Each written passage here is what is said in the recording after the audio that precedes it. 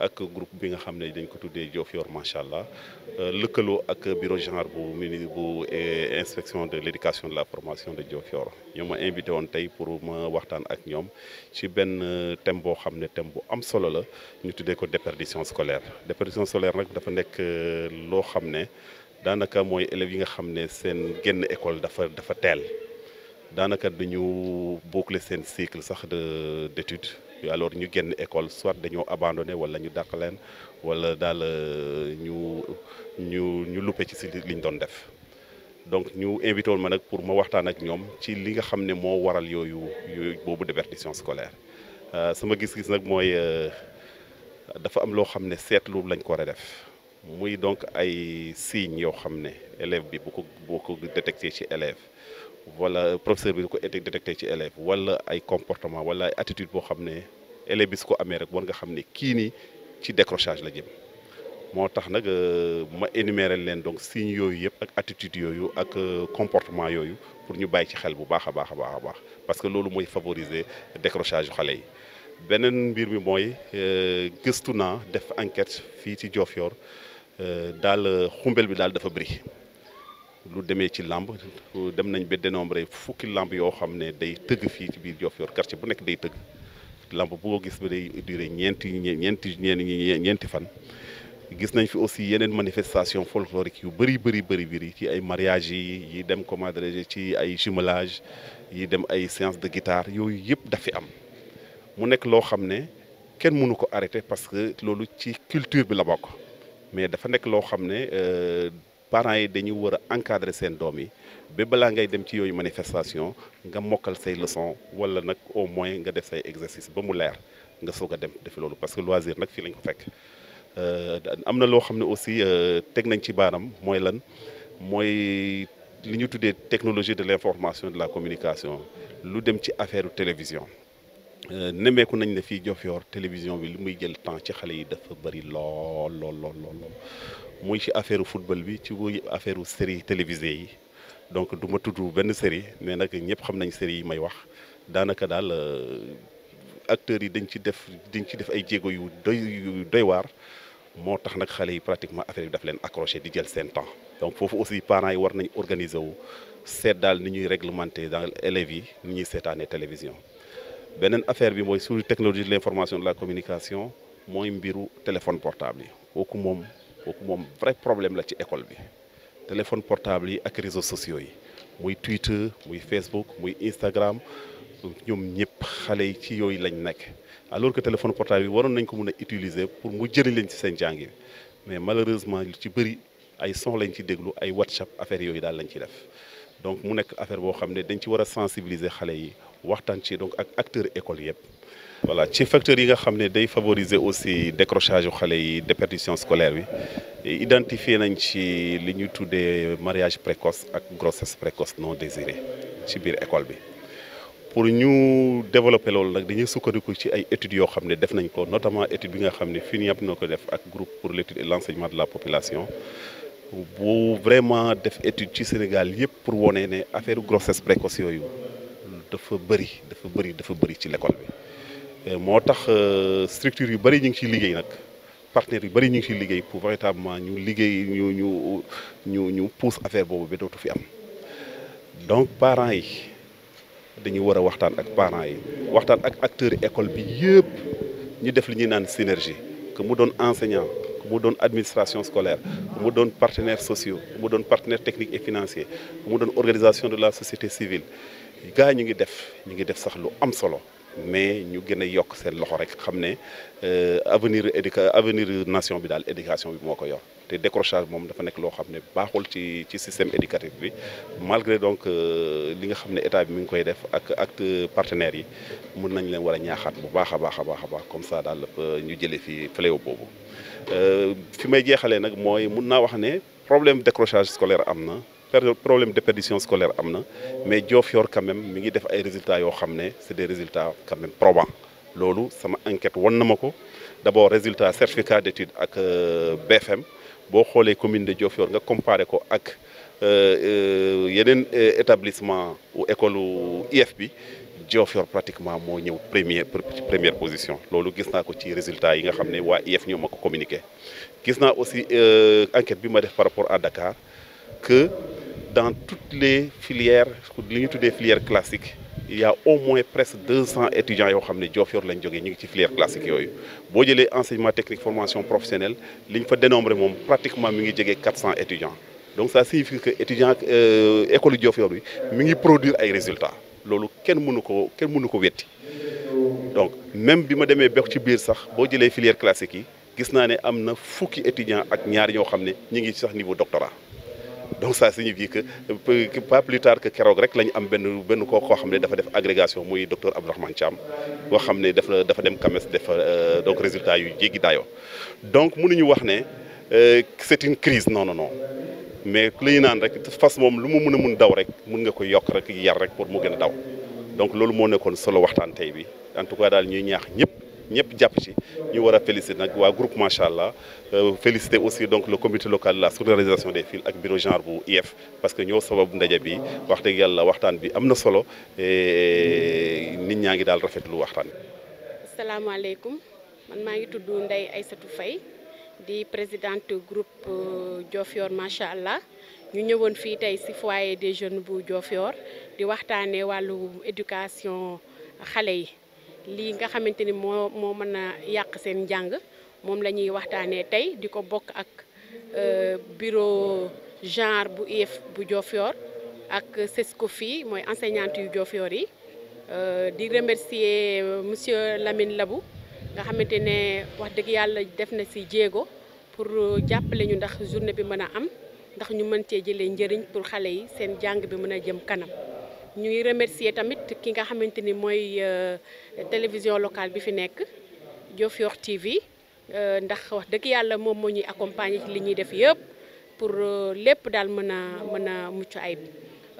ma fàttali ne defoon nañ première sortie tuddee ko Diofior propre bale dëkk bi ak waa dëkk bi yëpp ñëwati def Diofior verte essayer def reboisement. tey nag dañu ñëw pour def initier Diofior instruit waaw Diofior instruit nag mooy Diofior jàng lañ ko xamee donc dafa war a mën a gën a jàng ñu xool li freiné jàng xale yi ñu gën koo moytandiku gën a waxtaan ak nit ñi pour lépp mën a baax ñu leen di sant di leen gërëm di baalu àq bu baax ndax wax neexul jërëjëf. Voilà, bonjour tout le monde. C'est Madame Diouf Marietou Thiam, responsable du bureau genre au niveau de l'IEF de Diofior. Donc, dans le cadre de nos activités, nous avions une collaboration avec le CEDEPS-COFI, le comité des enseignantes pour la promotion et la scolarisation des filles, et le groupement Diofior Machallah, qui est une organisation de femmes qui œuvre pour le développement de la localité. Et c'est dans ce cadre-là qu'on a jumelé nos efforts pour tenir une activité de sensibilisation en panel sur la déperdition scolaire au niveau de Diofior. Et nous avons eu l'honneur d'avoir des experts en la matière, avec comme premier panéliste M. Lamine Sarr, environnementaliste, mais également au ministère de l'Éducation nationale. Suivi de Mme Sali Thiam, sage-femme expert en la matière. Ensuite, il y a eu Imam Tamsir Diom qui va parler de l'aspect religieux, suivi de l'inspecteur Pape Malik Ba, également qui a essayé de nous dégager des pistes de solutions. Vraiment, c'était une activité qui a permis à tout un chacun de pouvoir réfléchir pour probablement trouver des solutions à ce fait qui est là. Parce que vraiment, on compte avoir des résultats probants chaque année pour permettre à toute la cible, c'est-à-dire les élèves garçons comme filles, de pouvoir être à l'école, de rester à l'école, mais également de réussir à l'école. Et c'est dans ce cadre-là qu'on a essayé de tenir cette journée qui a été vraiment une journée fructueuse parce que le débat a été vraiment très riche. Et nous avons même pu passer la journée tellement ça a été une réussite et ça a intéressé les populations et les parents. Donc nous remercions vraiment tout le monde parce que nous avons eu l'honneur d'avoir le mot de bienvenue de la municipalité, l'ouverture officielle par l'inspection de l'éducation et de la formation, en l'occurrence inspecteur Jean-Jacques Diadjou, qui était toujours là, qui était là également. Mais également, il y avait toutes les autorités coutumières religieuses, toutes les OCB, les structures de femmes, garçons, jeunes, même le 3e âge était présent à la salle. Donc vraiment, c'était une réussite vraiment, si on parle en termes d'évaluation. Et nous comptons continuer dans ce sillage pour continuer la sensibilisation et pouvoir aider nos frères et sœurs à être des responsables, mais des responsables avec un savoir sans faille. Je vous remercie. Merci. Bismillahirrahmanirrahim. Voilà, bonjour chère assemblée, bonjour chère population. Je me nomme Fat Faye Madame Diouf. Je suis la présidente du CEPSCOFI de Diofior, comité des enseignantes pour la scolarisation de la fille. Et en même temps, je suis présidente de Céligenre dans mon école. Maintenant, aujourd'hui, on a débattu d'un thème très important, d'une importance capitale, la déperdition, les sources de déperdition scolaire. Les sources de déperdition scolaire à Diofior. C'est un thème pertinent, important, dans la mesure où il est d'actualité. Parce que quand on dit déperdition scolaire, on s'adresse directement aux élèves, aux jeunes. Parce que les élèves sont des jeunes. Et souvent, les jeunes sont confrontés à beaucoup de problèmes que des fois, la communauté ne sait pas, les parents ne savent pas. Souvent, ils sont victimes. Ils sont victimes, par exemple, des tics, victimes aussi, par exemple, à l'école, si c'est des filles, de la violence. Et de ces violences découlent des mariages, des grossesses précoces et souvent des mariages précoces. Là, c'est un fléau vraiment qu'on doit enrayer parce que ça fait perdre la scolarité aux jeunes. Donc, nous, c'est ce que nous avons compris et c'est la raison pour laquelle nous, enseignantes, en collaboration avec le bureau genre de l'IF et le groupe Diofior Machallah, nous venons aujourd'hui pour échanger sur ce thème si important. Voilà, merci. Atiang, assis, kou fokatanona, te gulo kagaret. Donc, il va y avoir part, chomke hanam boudel, ndaha kora y fada encadrer la, organiser, bo ambagu mbouda njom ne to te ñako yakana changa kidan. Ndonten lakas. Cérémonie de mariage qui a Diofior. Enquête fait fiuma. Allez, au moins les 3 jeudis du mois, il y a mariage à Diofior. Au moins là, allô. On va l'ourena. Akhamis tadike. Au moins, ngulo kadjiga Diofior. Le mariage dure au moins 3 jours. Mercredi, la réception. Le jeudi, la mariée rejoint le domicile conjugal. Le vendredi, c'est la fête. Et fête, il y a une animation suivie de séances de guitare à partir de 21h. Ndigil ou bien ndigil. Mais cérémonie de mariage ken hakora ma gande fa animation jenga ma gande fa ambassa kay keden ambassa changa keden to kay l'IEF ne peut pas déployer tous les enseignants de l'IEF pour suivre les enfants dans les maisons munuko à part ça Diofior aussi c'est le fief des séances de guitare, organisation de séances après la tabaski avec surtout les groupements de femmes. Mais ñi mom bokkuñ ci parce que ñi mom ñi ngi artu way ñi ngi artu déperdition scolaire bi mom waaw. Il paraît qu'il y a un autre phénomène à Diofior, c'est les jumelages. Il paraît que chaque quartier de Diofior est jumelé à un village environnant et il y a des allers et retours généralement pendant les fêtes de Noël et de Pâques. Mais les fêtes de Noël et de Pâques sont souvent faites pour que l'enfant révise. Mom mu nek di def ay jumelage. Parents yi bàyyi leen ci. Ça c'est un problème. Gamoke, il paraît que Adjiga Gamou Betou Tadik à Diofior, compte non tenu des goudis aljuma. C'est pas Mivores que Arto Higomati Ginjom Nerek. Laïbe Kage Fahede. mais élève nu rena kana encadrer el ga bor tangamo fa fata worami o ka jangal leçon ten bo après o nga sax te ikma a jangi ka roog parce que tena fogu roog te jankin donc mais ke buguma lay maintenir parents ke fada surveiller ko raxe bo dem bi ka lakas fada jang parce que avenir fe den d'abord maga def hulu be nan canga ke surtout jamanu fekke indena rek danaka xanu coono roog nak ten saxu fop roog aussi ten na ci ta fop u xena ted ka u fe ndax roog andun u kina xe men jangero soxla ay acang sax to roga teral mais nak comme cang ten rew i fata i encadrer ko ran canga ke bo dem bi ka lakas rek im bexe an d'abord ndax leçon ke de coodina am bagan ou pas i donc magal layta là nous un phénomène refait Diofior Som dans ma localité là j'ai fait une enquête dans le village de Soum Kefe il y a 10 grandes séances de lutte plus 2 petites séances de lutte par semaine